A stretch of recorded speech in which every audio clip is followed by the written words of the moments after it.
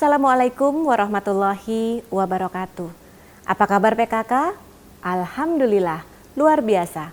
PKK-ku, PKK-mu, PKK kita semua. PKK DKI Jakarta, maju kotanya, bahagia warganya. Puji serta syukur tak lupa kita panjatkan kehadirat Allah Subhanahu wa Ta'ala atas karunia dan nikmatnya sehingga kita dapat berjumpa kembali dalam kegiatan orientasi kesekretariatan tahun 2020 Tim Penggerak PKK Kota Administrasi Jakarta Utara. Kegiatan ini bertujuan untuk mendukung 10 program pokok PKK, khususnya program kerja kesekretariatan Tim Penggerak PKK Kota Administrasi Jakarta Utara yang walaupun dilaksanakan dalam bentuk yang berbeda karena kita ketahui bersama saat ini situasi masih dalam situasi pandemi COVID. Untuk itu kegiatan kita laksanakan dengan memaksimalkan teknologi yang ada, yaitu melalui media online. Kegiatan ini bertujuan untuk mengingatkan kembali tentang administrasi PKK agar pengadministrasian PKK bisa dilaksanakan sesuai dengan juknis yang ada. Saya berharap kepada seluruh sekretaris PKK, kecamatan, kelurahan, khususnya agar menyimak materi yang disampaikan oleh narasumber kita nanti. Dan tentunya kegiatan ini bisa diakses oleh seluruh kader PKK dimanapun berada. Tujuannya adalah untuk menambah pengetahuan serta keterampilan kader-kader PKK. Terima kasih kepada semua pihak yang telah memfasilitasi acara ini bisa berjalan dengan lancar. Akhir kata, selamat mengikuti kegiatan orientasi kesekretariatan PKK tahun 2020 Tim Penggerak PKK Kota Administrasi Jakarta Utara. Tetap sehat, tetap semangat, saling jaga, saling mendoakan. Akhir kata, billahi taufik wal hidayah. Wassalamualaikum warahmatullahi wabarakatuh. Assalamualaikum warahmatullahi wabarakatuh. Perkenalkan, nama saya Tati Nurbaiti. Saya sebagai Sekretaris Tim Penggerak PKK Kota Administrasi Jakarta Utara. Kali ini akan menginformasikan tentang pengertian PKK, kelembagaan, dan atribut-atribut PKK. Yang biasanya kegiatan ini kita lakukan di kegiatan orientasi kesekretariatan. Tapi karena sekarang sedang masa pandemi, kita akan melakukannya melalui online. Sahabat-sahabat sekretaris, yuk untuk memberikan semangat, kita sapa dulu untuk salam PKK-nya. Apa kabar PKK? Alhamdulillah, luar biasa. PKK-ku, PKK-mu, PKK kita semua. PKK DKI, maju kotanya, bahagia warganya. Oke, sahabat-sahabat sekretaris dimanapun Anda berada, yuk untuk mempersingkat waktu, kita langsung masuk ke dalam materi. Kita mulai dengan pengertian PKK. Pemberdayaan dan kesejahteraan keluarga sebagai suatu gerakan lebih dikenal dengan singkatan PKK, yaitu wadah kegiatan masyarakat yang digerakkan oleh kaum perempuan. Dalam melaksanakan kiprah dan dharma baktinya kepada masyarakat, PKK memiliki 10 program pokok PKK yang meliputi seluruh aspek kehidupan manusia. Kumpulan program inti gerakan PKK yang terangkum dalam 10 program pokok PKK merupakan pedoman bagi pelaksanaan kegiatan yang mempunyai tujuan untuk memberdayakan anggota keluarga agar dapat meningkatkan kesejahteraan baik lahir maupun batin dan dalam rangka mewujudkan keluarga sejahtera, maju dan mandiri. Visi misi PKK DKI. Visinya adalah terciptanya ekosistem keluarga bahagia demi terwujudnya Jakarta yang maju, lestari dan berbudaya. Sedangkan misinya yang pertama adalah menjadi penggerak yang mengutamakan pelibatan masyarakat dan pembelajaran yang mampu beradaptasi dengan perubahan zaman.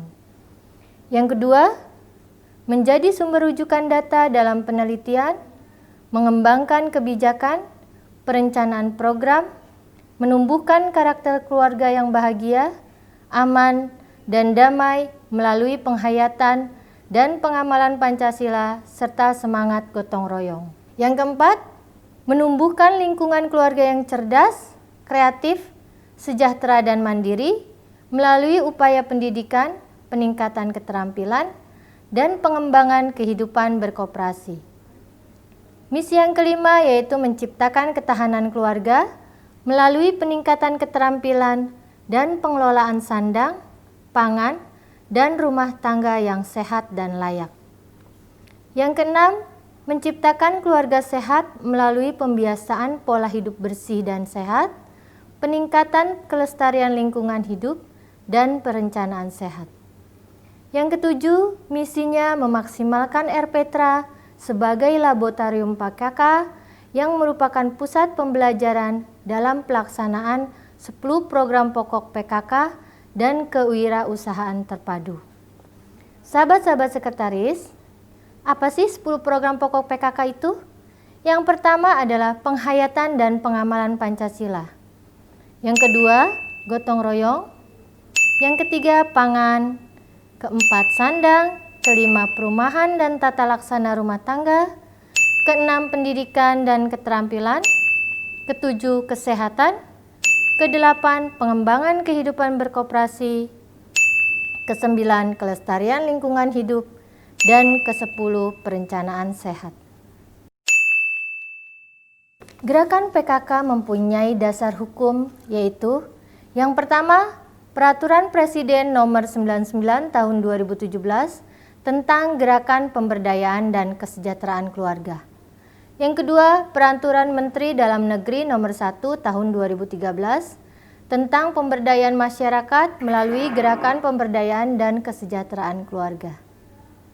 Yang ketiga, Peraturan Nomor 22 Tahun 2019 tentang perubahan atas Peraturan Gubernur Nomor 60 Tahun 2017 tentang pelaksanaan kegiatan pemberdayaan masyarakat melalui Gerakan Pemberdayaan Kesejahteraan Keluarga. Itu adalah sedikit tentang pengertian PKK, 10 program pokok PKK dan dasar hukumnya. Selanjutnya materi kita adalah tentang kelembagaan. Kelembagaan PKK di sini saya akan membacakan adalah susunan tim penggerak PKK Kota, Kecamatan, dan Kelurahan. Untuk keanggotaannya, Ketua, sesuai dengan Peraturan Menteri Dalam Negeri Nomor 1 Tahun 2013, secara ex officio bahwa istri dari wali kota, camat, lurah sesuai dengan jenjang tingkatannya. Ketentuan lainnya, apabila wali kota, camat, lurah dijabat seorang perempuan, maka Ketua tim penggerak PKK Kota adalah suaminya, camat dan lurah. Apabila suami wali kota, camat, lurah berhalangan, maka wali kota, camat, lurah menunjuk istri pejabat di lingkungan pemerintahnya tersebut sebagai ketua. Yang kedua adalah para wakil ketua. Ketiga, sekretaris dan para wakil sekretaris. Yang keempat, bendahara. Yang kelima, kelompok kerja 1, 2, 3, dan 4. Yang keenam, kegiatan-kegiatan khusus dapat dibentuk mengacu pada tim penggerak PKK Provinsi. Untuk kesekretariatan sendiri terdiri dari sekretaris, wakil sekretaris, bendahara, dan staf sekretariat. Adapun strukturnya adalah sebagai berikut. Perhatikan rambu-rambu. Di sini saya menginformasikan bahwa untuk susunan tim penggerak PKK dan kota dan kecamatan sesuai dengan bagan berikut. Ada ketua, para wakil ketua, sekretaris, wakil sekretaris, bendahara, wakil bendahara jika diperlukan. Pokja 1 mulai dari ketua Pokja sampai dengan anggota. Pokja 2 mulai dari ketua sampai dengan anggota. Pokja 3 mulai dari ketua sampai dengan anggota. Dan Pokja 4 mulai dari ketua sampai dengan anggota. Untuk ketua pembina di tingkat kota adalah wali kota. Untuk di kecamatan, ketua pembina camat. Dan untuk di kelurahan, bagannya berbeda. dari tingkat kota dan kecamatan. Sahabat-sahabat sekretaris bisa melihat garis-garis komandonya. Susunannya sama, ada ketua, para wakil ketua, ketua pembina yaitu lurah, sekretaris, bendahara, Pokja 1 sampai dengan 4. Untuk pembuatan struktur harus benar-benar mengacu dan memperhatikan juknis sesuai dengan Rakernas dan Rakerda. Sahabat-sahabat sekretaris, sesuai dengan juknis Rakernas tahun 2015, jika ada pergantian ketua tim penggerak PKK kecamatan ataupun kelurahan karena adanya pergantian camat atau lurah, maka pelantikan ketua dilakukan oleh ketua tim penggerak PKK satu tingkat di atasnya. Untuk penggantian kader, perlu diingat bersama bahwa kader PKK bukanlah tenaga kerja seperti PJLP atau tenaga kerja lainnya. Kader PKK adalah pekerja sosial. Walaupun saat ini pemerintah memberikan penghargaan dalam bentuk sporting, itu bukanlah gaji. Karena jika mau dihitung-hitung, ketika kader berkegiatan, sporting tersebut pastinya tidak akan cukup untuk mengganti transport dan tenaga yang sudah mereka lakukan setiap kali berkegiatan. Untuk itu, jika ketua tidak lagi berkenan dengan kader tersebut dengan alasan apapun, walau ketua memiliki kewenangan dan hak prerogatif terhadap tim yang akan diajak kerjasama, mohon kiranya dilakukan secara bijaksana sesuai dengan aturan yang ada. Yang pertama, ketua cukup memberikan surat pemberitahuan dan piagam penghargaan kepada kader yang tidak lagi menjadi pengurus tim penggerak PKK kecamatan atau kelurahan.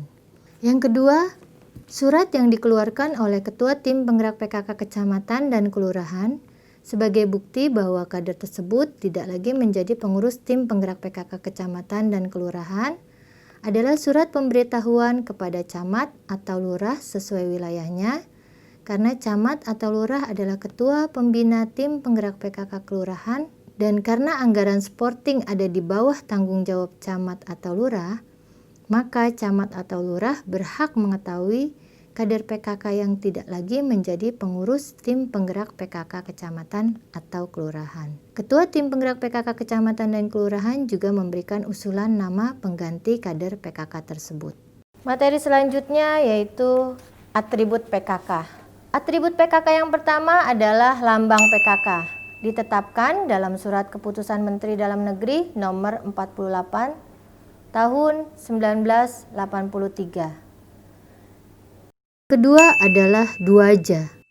Gambarnya seperti yang tertera dalam slide, hanya dimiliki oleh tim penggerak PKK pusat. Selanjutnya adalah pandel besar.